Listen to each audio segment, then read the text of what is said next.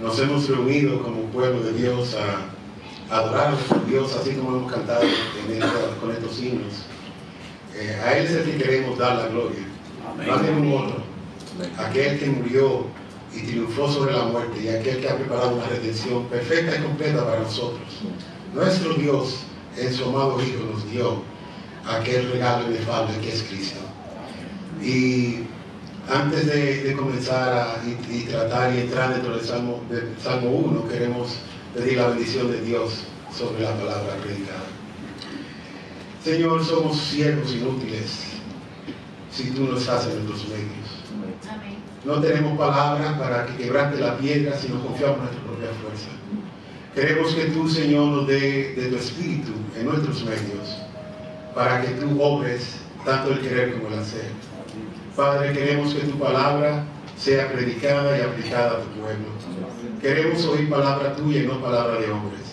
Señor, te pedimos que aún en nuestras debilidades tú seas exaltado y glorificado. Amén. Este es tu día, queremos hacer tu voluntad, queremos hacer las obras que tú nos mandas a hacer. Y por eso nos encomendamos a ti. Tú eres un Padre compasivo y clemente. Atiende la voz de nuestras súplicas en esta hora, porque te lo imploramos a través de la obra y los méritos de Cristo. Amén. Amén. Pues hermano, para mí es me da un privilegio y un deleite poder tratar de exponer un poco de lo que es el Salmo número 1. Este es un salmo que a través de los años, me acuerdo cuando recién me convertí, fue uno de los primeros salmos que me aprendí. Y cómo este salmo me ha ayudado a través de mi vida. Y cómo este salmo también, a través de poder compartir la palabra y poder venir y tratar en esa comunión con los hermanos, y también cuando nos tocaba visitar personas en los hospitales, y cómo este salmo es tan buena medicina. De hecho, yo siento que esta es la medicina que yo, una de las medicinas espirituales que yo no predicado, sino recetado. Porque una de las cosas de los salmos, yo quiero dar una pequeña introducción sobre los salmos. Los salmos tratan con las emociones humanas, con todas ellas. Y en alguna u otra manera, ahí vamos a ver la depresión, la ansiedad, el estrés, la persecución, el gozo. O sea, todas las emociones que puede el hombre experimentar, aquí en el Salmo son presentadas. Y no solamente son presentadas, sino también que son tratadas, para que nosotros tomemos de esos ejemplos y las aprovechemos. Y de hecho, el modelo que es presentado aquí en los Salmos es Cristo. Y Él es el patrón de nuestra vida emocional, porque Cristo experimentó todas las emociones en su naturaleza de hombre, siendo 100% hombre, pero sin pecado. O sea que este es el modelo que nosotros continuaremos y seguiremos. Pero hoy estaremos poniendo nuestra atención sobre el Salmo 1. Entonces, al hablar de los Salmos, nosotros sabemos y conocemos que los Salmos son un libro que está dentro de la clasificación de los libros poéticos. Y cuando decimos la palabra salmo, inmediatamente vamos a pensar que son poesías. Sí, pero son poesías, pero verdad tiene una cantidad maravillosa de profecías. Y esas profecías son para nosotros. Entonces, si nosotros atendemos lo que los salmos nos enseñan, esto nos llevará a vivir una vida centrada en Dios. Y nos va a vivir una vida en la cual la palabra será la que nos regirá a nosotros en todo lo que hagamos. Entonces, por lo tanto, el libro de los Salmos para nosotros es un tesoro de lectura y meditación. ¿Y sabes lo que es la meditación? Porque nosotros no nos podemos quedar sencillamente en leer la palabra. Tenemos que memorizarla, tenemos que aplicarla, pero eso va a llegar a través de nosotros meditar en esa palabra, cómo esa palabra se aplica a nosotros, cómo nosotros podemos aprovechar las enseñanzas que Dios nos está dando en esa palabra. O sea, literalmente, aquí los salmos nos pueden ser a nosotros el alimento espiritual que nosotros necesitamos cada día. Qué bueno es comenzar la mañana leyendo los salmos, qué bueno es meditar y qué bueno es orar también con el lenguaje de los salmos. Quiera Señor que a nosotros nos enseñe muchas cosas de los salmos, que nosotros tengamos un mayor aprecio por ellos. Es un libro sí de poesías, lo cual nos gozamos. Aquellos que son poetas tienen ahí mucho material para estudiar, pero también hay mucha profecía. Algunos se sorprenderían si diríamos Vamos a estudiar algunas de las profecías del profeta David. Yo le comentaba eso a Harvey y me dice, bueno, sí, Javier, es verdad, David fue profeta, no fue su principal labor, pero hay un versículo aquí en Hechos, capítulo 2, del 29 al 31. Hermanos, del patriarca David os puedo decir confiadamente que murió y fue sepultado, y su sepulcro está entre nosotros hasta el día de hoy. Pero siendo profeta y sabiendo que Dios le había jurado sentar a uno de sus descendientes en su trono, miró hacia el cielo y habló de la resurrección de Cristo, que no fue abandonado en el Hades, ni su carne sufrió corrupción. Entonces tenemos claramente, evidentemente, donde nos habla de David, y donde nos habla de David de algunas de las cosas que él hizo hablando de Jesús. O sea, que aquí podemos entender claramente que sigue, y nos gozamos en eso y sabemos que estas también profecías de David se han cumplido, y las que tenemos las de toda la escritura que no se han cumplido se van a cumplir, porque Dios es veraz. Amén. Entonces, ¿de dónde viene este nombre que hoy llamamos el libro de los Salmos? Inicialmente viene de la palabra hebrea Tehillim o Tehillim, que quiere decir alabanzas o libro de alabanzas. Más adelante los griegos le pusieron el nombre de Salmos o Salterium. De hecho, hay muchos que llaman también el libro de los Salmos el Salterium. Y esto se debe porque era tocado con instrumentos de cuerdas. Eran canciones para ser cantada en la adoración pública y privada con instrumentos de cuerda como el arpa, como la lira, que así el pueblo de Israel lo tocaba y lo cantaba, y especialmente David. Y sabemos que en el caso de David, Saúl muchas veces acallaba ese espíritu malo que tenía cuando David solamente venía y le tocaba. O sea que aquí tenemos una definición de dónde es el origen de esta palabra. Algunos comentaristas dicen también en general de los Salmos, hablando de esta descripción general, que son un resumen del Viejo y del Nuevo Testamento, y que aquí tenemos la parte más excelente del Viejo Testamento. Una de las características también del libro de los Salmos, que a diferencia de otros libros de las Escrituras, fue escrito por más autores. Más autores escribieron el libro de los Salmos. Hay un total de 150 salmos. De ellos, 72 se le atribuyen a la autoría de David, 12 a Asaf, a los hijos de Coré se le atribuyen 12 también, a Salomón 12 y a Etán 1. Hay unos 49 salmos que son de autores desconocidos. De eso se dice que probablemente 2 más pertenezcan a David. Hay varias clasificaciones de ellos, no vamos a entrar a hablar de clasificaciones, pero sí algunas de ellas solamente para mencionarlas. Hay salmos que son mesiánicos, obviamente ya sabemos que hablan de Jesús o hablan de la aparición de Jesús o profetizaban sobre él. Hay salmos de lamento o imprecatorio, que la palabra parece sofisticada, pero no lo es. Imprecatorio era cuando el pueblo de Dios, o como cuando el salmista le llamaba: Señor, no te quedes quieto, mira que el mal está triunfando, ¿qué tú esperas para derramar tu justicia? O sea, él pedía la santa ira de Dios que fuera derramada sobre sus enemigos. Hay salmos también que son de acciones de gracias, y qué bueno es que nosotros estamos contentos y alegres, como en este día que nos dio este local. Hemos cantado estos himnos, y es un decir de nuestros labios, de nuestros corazones, que a Él le daremos la gloria. Como decía el pastor Martínez, que nosotros, Él muchas veces trae esa providencia, no escapan a su control, pero Él nos tiene un bien mayor a nosotros. Y gracias a Dios por esto. Hay salmos que también hablan de la majestad de Dios. Entonces, estas clasificaciones así son dadas, y nosotros nos aprovechamos de ellos y lo leímos cuando estamos en diferentes necesidades a través de las estaciones de nuestra vida. Porque nosotros no estamos en un estado estable siempre. Hay momentos que vamos a tener momentos de debilidades, que vamos a ser abatidos, que estamos afligidos, que tenemos un asunto muy urgente, que no sabemos lo que nos depara el día de mañana, que tenemos amenazas, que tenemos esto y aquello y lo otro. Y entonces podemos apropiarnos de estos salmos y ser la medicina que nosotros necesitamos, el alimento que necesitamos para la necesidad de nuestras almas.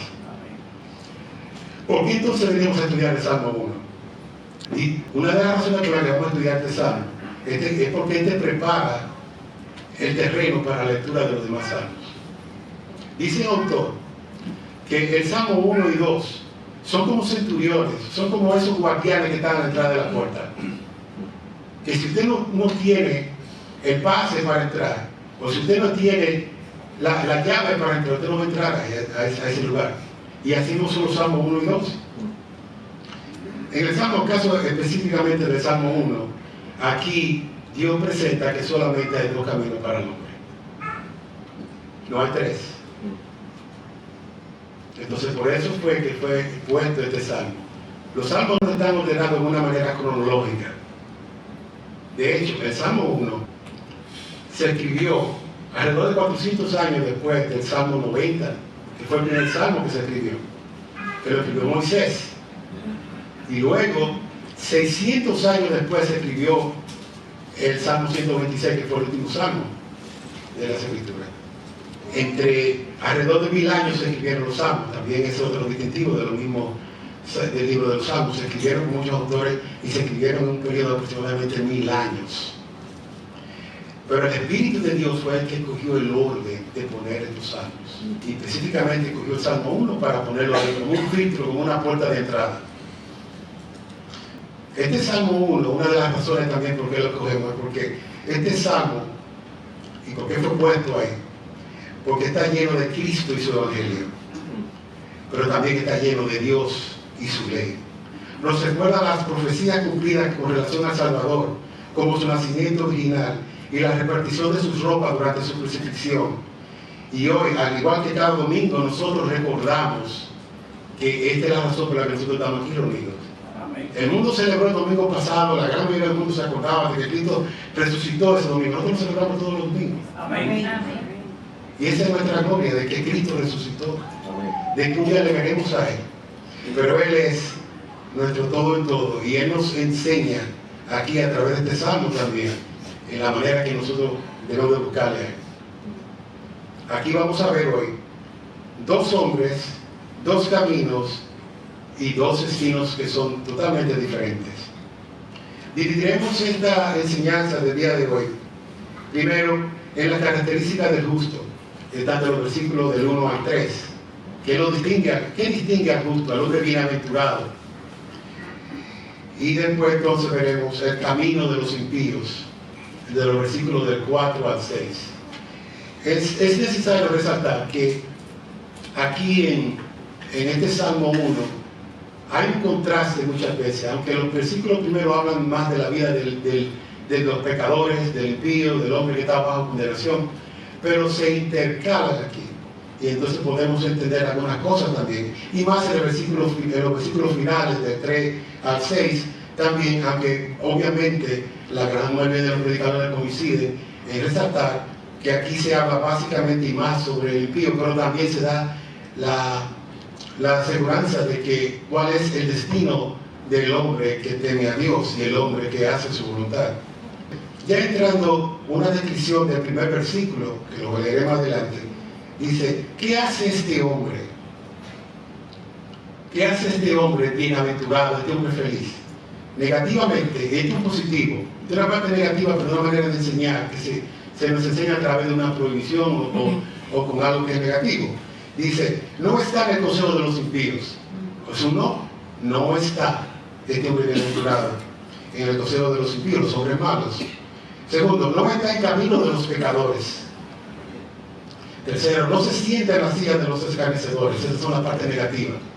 La parte positiva, se deleita en la ley de Dios. Y el segundo es que medita de continuo en su ley. Entonces, de este hombre que vamos a hablar aquí, en este versículo 1, es un creyente. No tengamos ninguna duda, es un hombre que es salvo por la gracia de Dios. Este hombre bienaventurado es un hombre que ha conocido a Dios personalmente, que se ha arrepentido de sus pecados, que se ha apartado de su camino. Es un hombre que ha nacido de nuevo y se satisface en el Señor y es sumamente feliz y bendecido. Versículo 1, voy a leer este versículo ahora. Cuán bienaventurado es el hombre que no anda en el consejo de los impíos, ni se detiene en el camino de los pecadores, ni se deleita en la silla de los escarnecedores.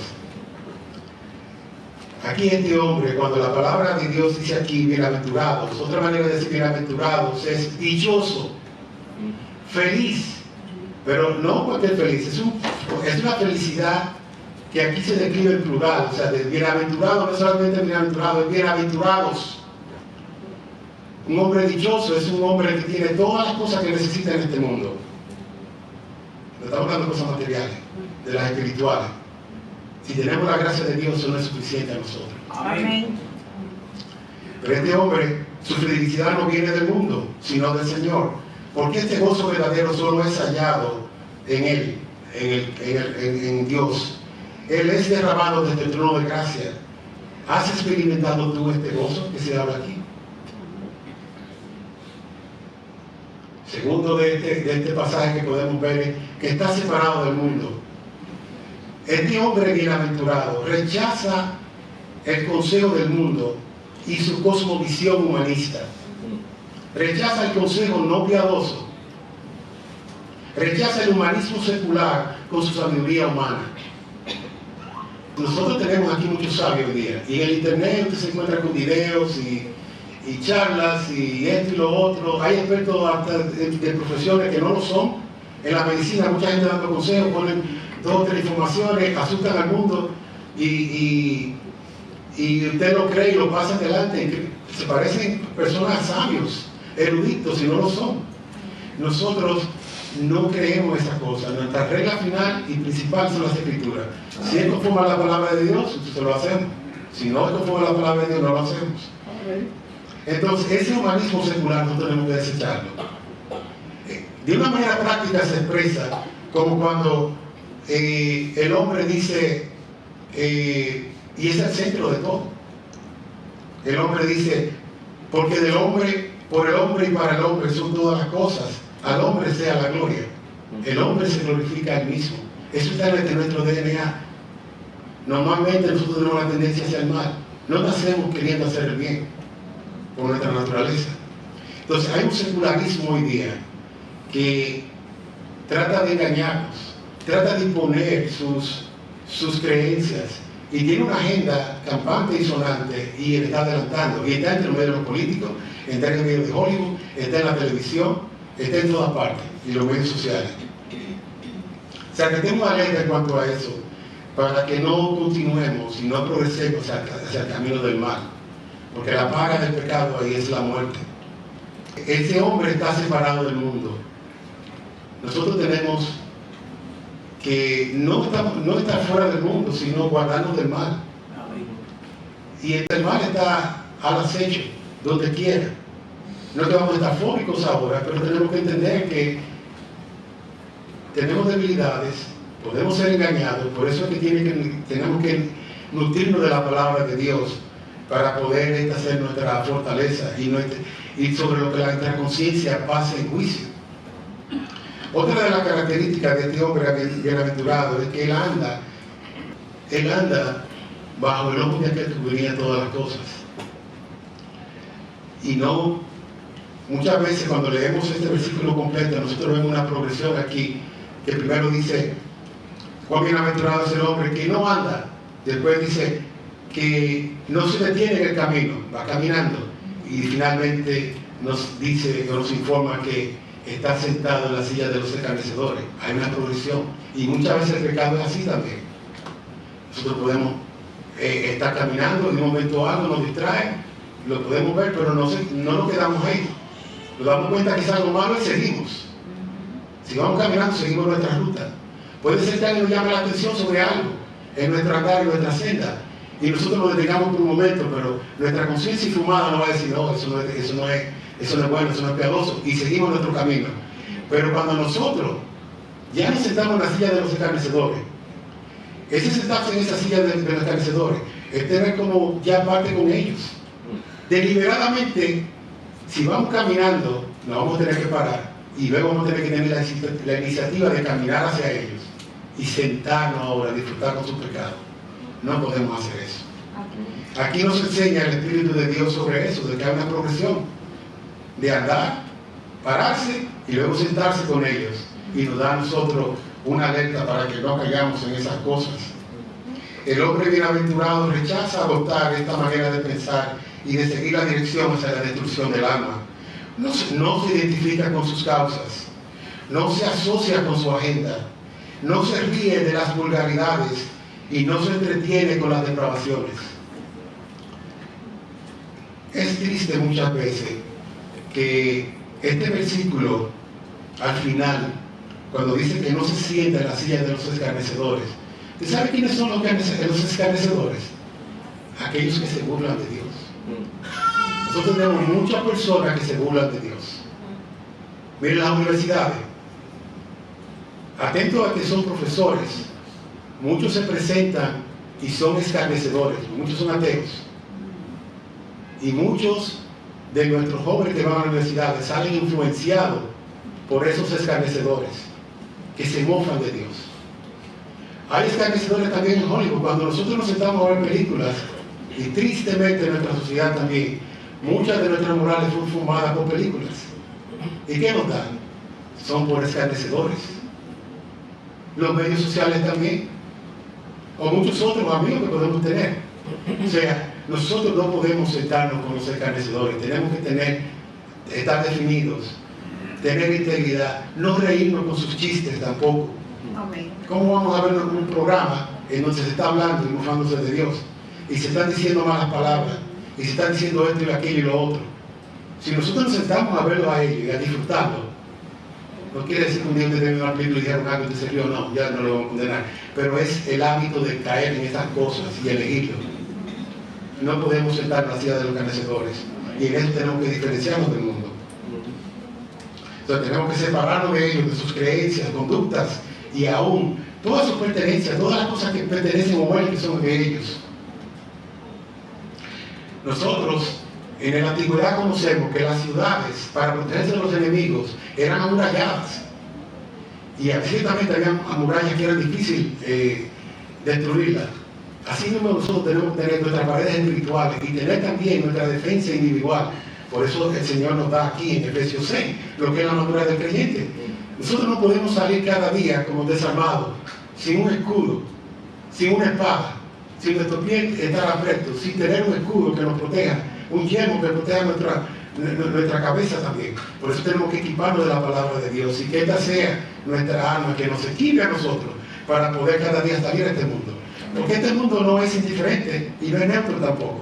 Tiene una tendencia al mal. Nosotros estamos llamados a ser sal y luz en un mundo de tinieblas. Este es un mundo de tinieblas. Nosotros somos luz, por eso tenemos que vestirnos como hijos de luz. Amén. Otra cosa de este hombre bienaventurado es que él no abusa de sus libertades cristianas. Él no presume de la gracia de Dios. Para ver cuán cercano se puede acercar el fuego. El pecado es fuego, el pecado es fuego que nos quema, que nos destruye. Y en ese caso nosotros no vamos a presumir de la gracia de Dios que Él nos va a proteger. No, nosotros tenemos que también tomar, ser previsores. Él nos dice eso para que nosotros lo evitemos. No podamos llegar a un lugar donde nos vamos a quedar tan cerca del fuego que nos quememos. El hombre bienaventurado mantiene una distancia segura. Hermanos, en el caso de nosotros los hombres, tenemos que guardar todos nuestros sentidos, pero hay un sentido particular con el cual nosotros podemos caer lo que vemos. Cuidado con el fuego que tú miras. Mantén una distancia segura, aléjate, no te detengas, porque ciertamente no hay ninguna garantía de que nadie vaya a sustentarse exponiéndose al fuego. Va a ser quemado, va a ser herido. Y así mismo las mujeres. Muchas veces decía un autor que uno de los fuegos más peligrosos es el oído, pero después entra fuego. Porque muchas veces hay palabras que son seductoras, muchas veces hay argumentos, hay hombres que tienen la capacidad muchas veces de convencer y de engañar, y en un lenguaje popular dicen embaucar, y otros dicen que tienen una mano grande. Pero el punto es que tienen la capacidad fácilmente de engañar. Entonces tenemos que cuidarnos de esas cosas y no abusar de lo que es la gracia de Dios guardándonos a nosotros. entiende lo que dice Corintios 15 a 33 sobre las malas compañías. Corintios 15, 33 dice: no os dejéis engañar, las malas compañías corrompen las buenas costumbres. Y como él dice, hay un dicho famoso aquí en los Estados Unidos, yo no lo conocía, pero dice que el que se acuesta con perros amanece con pulgas. O sea, por más que lo traten, eso no hay manera. Este hombre bienaventurado, entonces, entendiendo también, entiende que el mundo es su campo misionero. Cuando nosotros vemos las almas perdidas, cuando vemos los pueblos sin Dios, cuando vemos comunidades completas, cuando conocemos de nuestra familia personas que no conocen a Cristo, de nuestros compañeros de trabajo, esos son nuestros campos de misioneros. Este hombre bienaventurado ve los campos misioneros y ve el deseo y la oportunidad de predicar a Cristo. Pero no es lo contrario. No es que Él es el campo misionero para el mundo. El mundo no va a tener cabida en Él, porque está separado del mundo. Como dice 1 de Juan, capítulo 2, del 15 al 17, de que no améis al mundo ni las cosas que están en el mundo. Si alguno ama al mundo, el amor del Padre no está en él. Entonces nosotros tenemos que rechazar todo lo que esté en contra de Dios, todo lo que esté en contra de Cristo y todo lo que esté en contra de su palabra, contra también los valores familiares y contra todo lo que está establecido en la palabra de Dios. Y tenemos que tener un distintivo.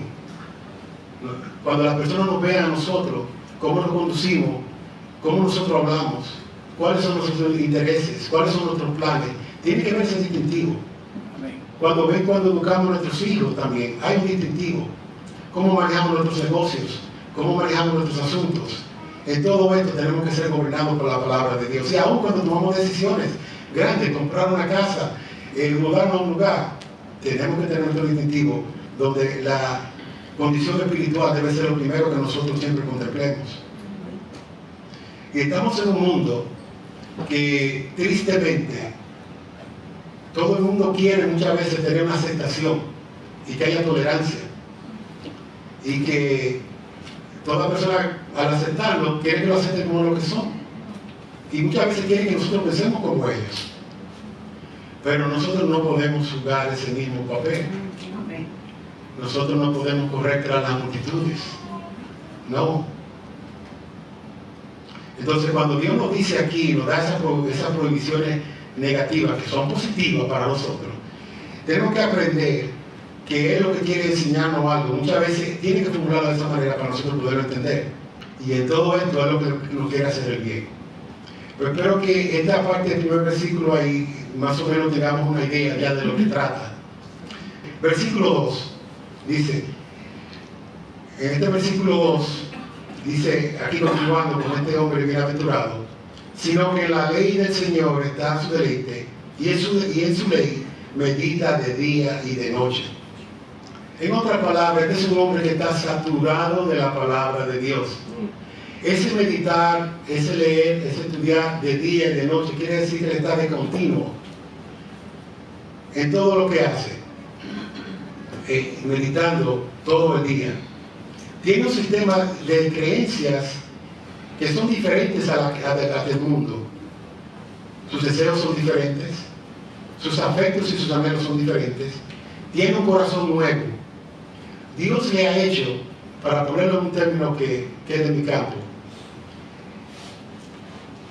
Dios le ha hecho a él un trasplante espiritual. ¿Por qué? Él cogió ese corazón de piedra y le trasplantó un corazón de carne. Él tuvo que cortar ese corazón malo y sacarlo, y ahora ponerle un corazón que sea sensible a la palabra. De esa es la única manera que aquí uno puede ver que él puso nuevos deseos, nuevo propósito. Él pone ahora el hecho de que él quiere hacer la voluntad de Dios. Ya la cosa vieja ha pasado. Ya ese corazón que antes no quería escucharlo, que lo despreciaba, ahora es un corazón que anhela. Es como cuando uno está recién convertido. Ahora uno anhela escuchar, uno quiere estar en la comunión de los hermanos, uno quiere memorizar las escrituras, uno quiere cantar cánticos e himnos espirituales, uno quiere tomar los mismos salmos, aunque no se sepa la música, uno quiere cantarlos. Qué bueno que podemos ver aquí también Ezequiel 26, 26. Dice Ezequiel 26, 26. Además os daré un corazón nuevo y pondré un espíritu nuevo dentro de vosotros. Quitaré de vuestra carne el corazón de piedra y os daré un corazón de carne. Esa es la obra que hace Dios. Entonces, como él aquí en este versículo dice que en la ley del Señor está su deleite y en su ley medita de día y de noche, nosotros tenemos que llenar nuestros corazones con esa ley, con esa palabra de Dios, porque solamente llenándonos nosotros de la palabra que podemos crecer proporcionalmente hasta aquel lugar que debemos llegar, que debemos crecer en santidad y crecer a la medida y a la altura del conocimiento del Señor Jesucristo. Ese es nuestro gol. En esta tierra nunca lo vamos a tener, pero ese es nuestro gol, hacia esa meta vamos. Bueno, pues pasamos este versículo y entramos al versículo 3, el cual dice que será como árbol firmemente plantado junto a corrientes de agua, que da su fruto a su tiempo y su hoja no se marchita, en todo lo que hace prospera. También aquí hay un proceso que es ejecutado. Obviamente hay un árbol. Los árboles muchas veces crecen silvestres y pueden crecer en terreno fértil, pueden crecer en medio de terreno pedregoso, que la vida es muy corta o que van a sufrir. Hay un tipo de arbusto que crece en el desierto, hay otros que crecen en la parte más alta, más nórdica, donde hay frío. Nosotros no podemos coger un árbol tropical y ponerlo en el Polo Norte, no va a crecer. O en una región que sea por debajo del círculo ártico, tampoco va a crecer. Ese árbol fue tomado de un lugar, obviamente el árbol no creció ahí, fue plantado. ¿Y qué nos dice la palabra de Dios? Que fue plantado junto a corriente de agua. Una cosa que me acuerdo de niño, que en una ocasión yo vi una sequía en la casa de mi abuelo. Yo nunca había visto algo así. Mi abuelo tenía muchas propiedades, quiere decir tierras, y en medio de esa tierra había un río. Y yo caminaba por los campos donde había sembradíos y todo estaba seco. Y la tierra estaba agrietada, no había agua. Sin embargo, cuando llegaba a la ribera del río, toda la orilla del río, los árboles estaban verdes. El río estaba seco, pero había corrientes subterráneas. Y esos árboles todavía tenían frutos. Esta es como una parábola aquí también, en donde para nosotros, si nosotros estamos cerca de Dios y nos estamos alimentando de la palabra, vamos a ser como ese árbol que va a estar frondoso, que va a estar dando fruto a su tiempo y que su hoja no se marchita. Amén. Y aún a la vez, aún si estuviéramos en el hospital, yo conozco esta parte de este versículo en la práctica. Yo he visitado personas muriendo en el hospital y le he compartido este versículo. En una ocasión, Carmen y yo fuimos a visitar a una hermana, y eso lo referí yo con la ocasión anterior, que estaba muriendo, y le cortaron una pierna y le cortaron la otra, pero ella estaba frondosa, como un árbol plantado en una corriente de agua. Quería que le cantaran himnos, quería que oraran por ella, y quería ver las escrituras. Y así mismo en nuestra vejez podemos estar frondosos y dando frutos. En nuestras enfermedades podemos estar frondosos y dando frutos. En nuestras dificultades podemos estar frondosos y dando frutos. Y las corrientes de las cuales nosotros nos alimentamos es la palabra de Dios. Amén. Y no es una corriente, son muchas corrientes. Pero la corriente principal es la corriente de gracia, la corriente de perdón y la corriente del amor de Dios. Con eso nosotros estaremos satisfechos. ¿Y qué hace Dios? Dios derrama gracia sobre gracia sobre gracia sobre nosotros. Nosotros no merecemos esto. Alguien decía, ¿qué es la gracia? Bueno, el término bíblico es el favor inmerecido de Dios. Pero un poeta decía, ¿qué es la gracia? Él ponía una ilustración y decía, la gracia es como una flor que tú la agarras y la pisoteas y la destruyes, y luego esa flor te da aroma. Eso es la gracia de Dios. Nosotros pisoteamos muchas veces a Dios, y Dios con todo eso continúa a nosotros, perdonándonos, amándonos, respondiendo a nuestras oraciones, guardándonos de todo mal. Pero aprendamos de esto de lo que es este árbol y busquemos ser ese árbol plantado junto a corrientes de agua. Por eso necesitamos la comunión de los santos. Por eso que si Dios nos manda que estemos en la iglesia, tenemos que estar en la iglesia. No podemos estar aislados. Así como Dios tiene una disciplina formativa cuando todos estamos juntos, escuchando la palabra, cuando tenemos comunión, cuando tenemos vida espiritual. Y eso es lo que queremos, hermanos, como iglesia. No solamente que seamos de oída, iglesia de nombre o escrito en un libro, no, que en la vida lo seamos. Amén. Que seamos el guardador de nuestros hermanos. Que nos animemos al amor y las buenas obras. Así fluirán esas corrientes que nos mantendrán a nosotros vigorosos, que nos mantendrán a nosotros dando nuestro fruto a su tiempo. Que cuando estemos cayendo en nuestra flor, venga alguien y nos despierte de nuestra conformidad, muchas veces que nos conformamos o nos quedamos, muchas veces hay pecados que se quedan en nosotros y no nos damos cuenta. Porque nosotros estemos alerta y aprendamos esto. Amén. También debemos de suplicar a Dios que nos dé esta gracia. Amén. Porque no va a venir y no va a caer del cielo, sencillamente tenemos que pedirla. Amén. Dios, derrama tu gracia sobre nosotros. Dios, dame la oportunidad de tener una vida fructífera para ti. Ahí donde está siendo ese árbol plantado junto a corriente de agua, dando frutos. Que otros puedan imitar mi ejemplo de fe. Que otros puedan ver a Cristo en mí. Cuando esté en dificultades, cuando tenga aflicciones, cuando tenga enfermedades, cuando todos me hayan abandonado, como el caso de Job, que ellos puedan ver ahí a Cristo. Amén. Pero qué bueno es ese árbol frondoso junto a corriente de agua que da su fruto, su tiempo y su hoja no se marchita. Porque es triste el final para aquel que no busca a Dios. El camino y el árbol que está lejos de esa fuente, el que está lejos de esa fuente ahí va a perecer. Será un arbusto, será arrancado, será echado al fuego. Ustedes conocen que muchas veces en el campo, cuando la gente quiere hacer una fogata, va y busca esos arbustos que están secos, que no tienen alimento, porque no dan para otra cosa, no sirven para nada. Y así nosotros queremos tener vidas que sean útiles, vidas que traigan gloria y honra a nuestro Dios, y por eso tenemos que estar con la corriente de agua, por eso tenemos que buscar y ponernos la palabra de Dios, por eso tenemos que orar a Él, por eso tenemos que pedirle a Él, por eso tenemos que meditar en la palabra, por eso tenemos que apropiarnos de la palabra, por eso tenemos que confesar nuestros pecados cada día, por eso tenemos que buscar cada día para hacernos más a la imagen de Cristo. Amén. En el versículo 4 nos dice una triste realidad que ya comencemos a ver una parte de aquellos que no honran a Dios, de aquellos que están bajo condenación, de aquellos que son pecadores no arrepentidos, de aquellos que son los impíos. Porque dice, no así los impíos que son como paja que se lleva el viento. Muchas veces en esta parte aquí de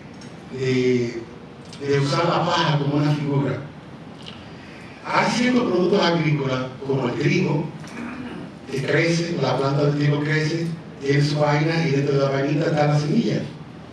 Así quizá uno que pueda conocer más aquí en Latinoamérica, el frijol. El frijol también crece, tiene su habichuela, tiene su vaina.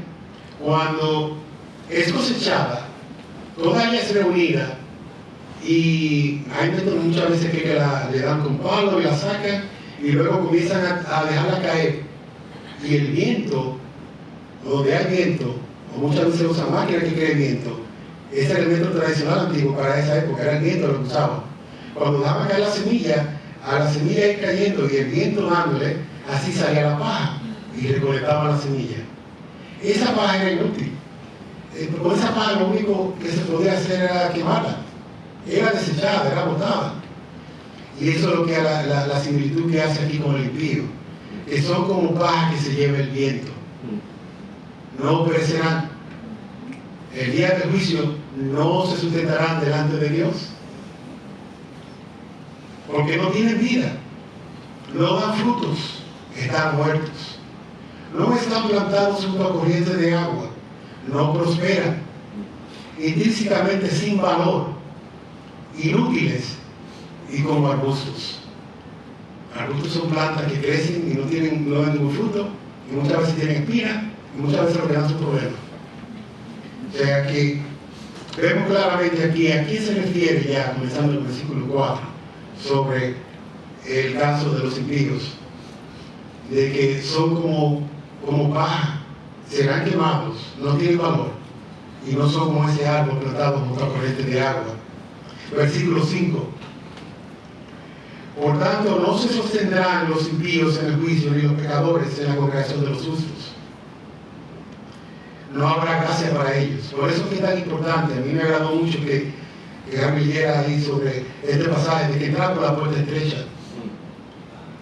Porque no habrá gracia. Hoy es el día que la puerta todavía está abierta. No habrá gracia luego de eso. Cuando tú mueras, tú pasarás directamente a la presencia de Dios y tendrás que dar cuenta por lo que tú has hecho con tu alma, por lo que tú has hecho con tu vida. Porque habrá una separación. Nosotros seremos separados. No habrá manera de llegar al cielo. Y la cosa no se detendrá ahí. Habrá un castigo eterno. O sea, que aquellos que no se han convertido serán separados de los justos. No esperemos que venga la santa y justa ira de Dios y nosotros nos encontremos con la realidad de que era verdad lo que estábamos escuchando. Que Dios es veraz. Pero se haremos testigo aquí porque los pecadores serán juzgados y condenados. Por eso que dice que no se sostendrán los impíos en el juicio, ni los pecadores en la congregación de los justos. Versículo 6. Porque el Señor conoce el camino de los justos, mas el camino de los impíos perecerá. Entonces, resumiendo en una parte, ¿cuáles son los únicos tipos de hombres que existen en el mundo? Y en la iglesia, solamente hay dos. Yo sé que aquí vinieron personas con unos cuantos años, aquí hay niños, aquí hay hombres, hay mujeres, hay ancianos, hay jovencitos, algunos teenagers, todo. Así en diferentes nacionalidades. Aquí tenemos unas cuantas representadas, pero para Dios solamente hay dos tipos. O eres bienaventurado, o eres un hombre que ya ha sido condenado. Eres un pecador no arrepentido. Cuando uno entra aquí a la iglesia, o uno es bendecido por él, y no estaba en condenación, o ya uno ha sido maldecido por él y estaba en condenación. Por eso que decía que este salmo fue intencionalmente puesto aquí por el Espíritu de Dios. Y cuando entramos a esta puerta de la iglesia, siempre tenemos que tener presente eso, de que o estamos viniendo como aquellos que temen a Dios, o no le tememos, como aquellos que queremos servirle, como aquellos que le amamos, o como aquellos que no tienen ningún asunto para con Dios. Hay dos tipos de hombres aquí, el hombre bienaventurado y el hombre, el impío o pecador. O sea que este salmo nos da a nosotros, cuando entramos aquí a la casa de Dios hoy y cuando salgamos de aquí hoy, va a ser un recordatorio de que vinimos a la casa de adoración de Dios, de que vinimos aquí a escucharle lo que Él nos dice, y lo que Él nos dice es que aquel que nosotros le busquemos, que nosotros le amemos, que nos apresuremos por entrar por esa puerta estrecha. Porque el asunto no es dónde está tu cuerpo, el asunto es dónde está tu alma hoy día. Porque tendrás que dar cuenta por esa alma. Entonces solamente hay dos caminos. ¿Cuál camino tú escogerás? ¿Vas a escoger el camino estrecho? El camino que lleva a la salvación, que es estrecho, que es angosto. ¿O vas a escoger el camino ancho, con muchas atracciones, con muchas luces, que te mantiene en tus deleites? Que te mantiene en aquellas cosas que ya tú lo dices, que esto es mío, que nadie se meta conmigo porque esto es lo mío. No.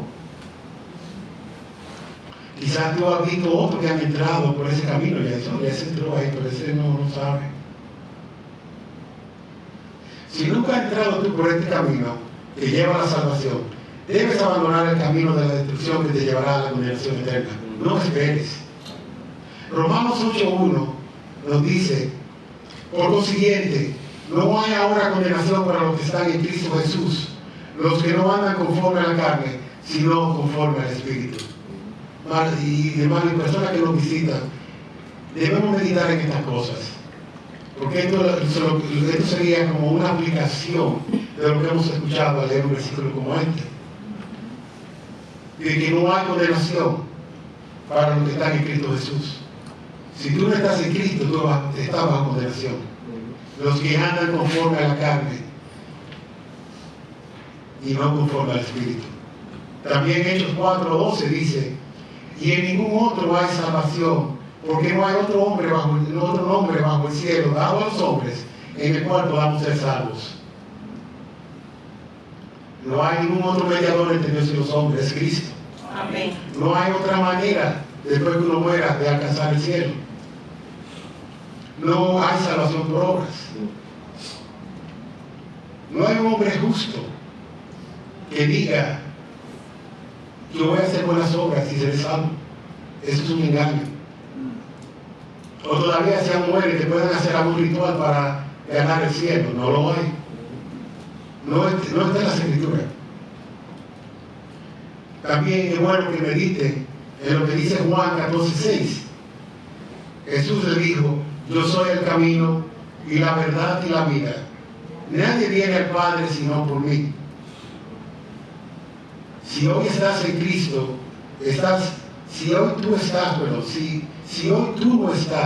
con Cristo, como lo hemos repetido una y otra vez, si quisiéramos que eso estuviera, no para hacerte sentir mal, que te vayas deprimido de aquí, sino para que tú medites, porque no hay mayor bien que nosotros te podamos hacer a ti, que darte un poquito de conocimiento y entendimiento para que veas en el peligro que tú estás. Es como caminando al borde de un abismo. Con cualquier arena o con cualquier piedra que te topes, vas a resbalar y vas a caer, y no habrá oportunidad de que tú sobrevivas. Si hoy estás en Cristo, estás bajo una maldición y bajo una segura condenación. Pero si estás en Cristo, eres bienaventurado, un hombre dichoso, un hombre feliz. Si estás en Cristo, ¿qué esperas? Entra por la puerta estrecha. Ven a Cristo. Él ama recibir a pecadores arrepentidos. Él es el médico que ha venido no por aquellos que están bien. Cristo ha venido por los que están enfermos. Amén. No hay una peor enfermedad que la enfermedad del pecado. El pecado mina, hurta. El pecado te lleva a una condición en donde tú tienes un 100% de seguridad, no solamente que tú vas a morir, sino que tú vas a tener un castigo. Y la gente puede decir: murió, que descanse en paz y todo lo demás. Pero no hay paz para el impío. El hombre que es condenado va a sufrir la santa y justa ira de Dios siendo derramada. Porque un Dios santo merece una justicia santa, y Él será también exaltado y glorificado al derramar su justicia. Y no queremos que tú seas un objeto de la ira de Dios. Huye de esa ira venidera. Él es el único médico que te puede librar de eso. Y este salmo puede ser la medicina que tú necesites al oír estas verdades. Dile a Cristo, dile a Él: ¿cuán enfermo tú estás? Háblale, dile cuáles son tus pecados. Confiésalo. Dile cuán pecaminoso tú eres, cuán malo tú eres delante de Él. Porque no es conforme a nuestra persona, no es conforme a lo que nosotros creemos, no es conforme a lo que Él dice. Amén. Y la Biblia claramente nos dice que no hay justo ni a uno, no hay quien entienda, no hay quien busque a Dios, no hay ni siquiera uno. Dile a Cristo que tú estás condenado y sin esperanza. Él te lavará de todos tus pecados, como dice Isaías 1:18. Venid ahora y razonemos, dice el Señor. Aunque vuestros pecados sean como la grana, como la nieve serán emblanquecidos. Aunque sean rojos como el carmesí, como blanca lana quedarán.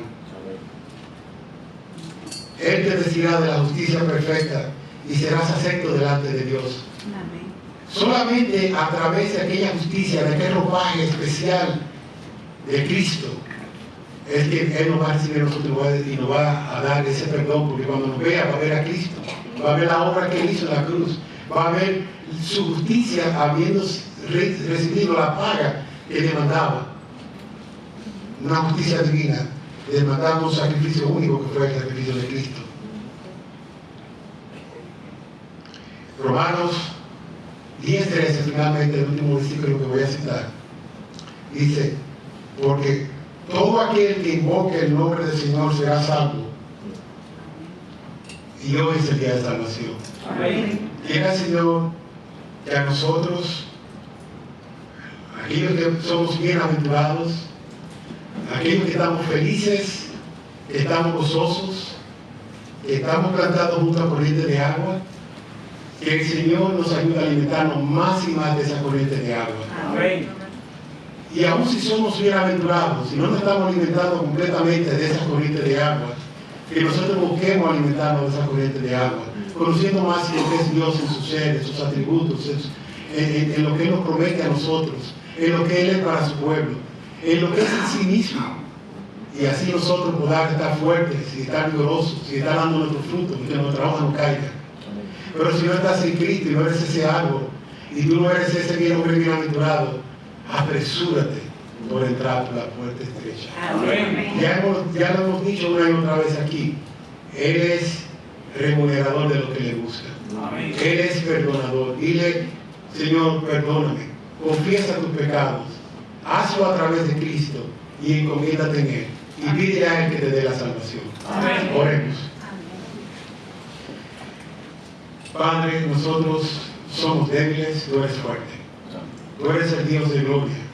Nosotros aquí necesitamos de tu gracia, de tu Espíritu, para que tú nos ayudes, Señor, cada día más a nutrirnos más y más de tu palabra, a estar llenos de tu palabra en nuestros corazones, y que de nuestros corazones, de su abundancia, hable nuestros labios.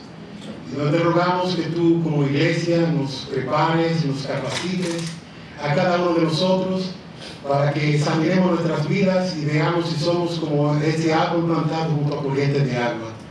Te suplicamos que tú perdones nuestros pecados cuando hemos corrido, Señor, tras cosas que son banales, cuando no nos hemos nutrido de la fuente segura, la fuente que quita la sed, que nunca será saciada. Padre, la fuente que nos llena a nosotros, pero no la fuente que llena al hombre impío y pecador, el cual siempre tendrán sed. Padre, te pedimos que tú seas nuestro Dios cada día, alimentándonos, dándonos de tu palabra, guardándonos de todo mal, guiando nuestros pasos, guardándonos de aquellos que son los escarnecedores y los burladores. Pero ayúdanos a ser valientes, a estar prestos con la espada de la fe, a vencer, Señor, todas las insignias de Satanás, a presentar defensa del Evangelio a todo aquel que nos pida razón, a no tener temor del rostro de los hombres, a ser más que vencedores. Pedimos también, porque tú eres el Dios de toda gracia, de todo perdón, tú eres el Dios de amplia misericordia. Padre, extiende tu brazo de poder y gracia sobre nosotros, especialmente sobre aquellos que no te conocen. Amén. Y salva a muchos de nuestros medios. Amén. No lo dejes quieto en este día. Ayuda a lo que ellos piensen de la realidad, de la muerte y de la vida, del perdón y de la condenación. Pero sobre todo, que hay un Salvador perfecto y completo, que es Cristo. Amén. Ayúdanos, Señor, recibe nuestras oraciones de gracia de este día. Te lo pedimos en Cristo. Amén. Amén.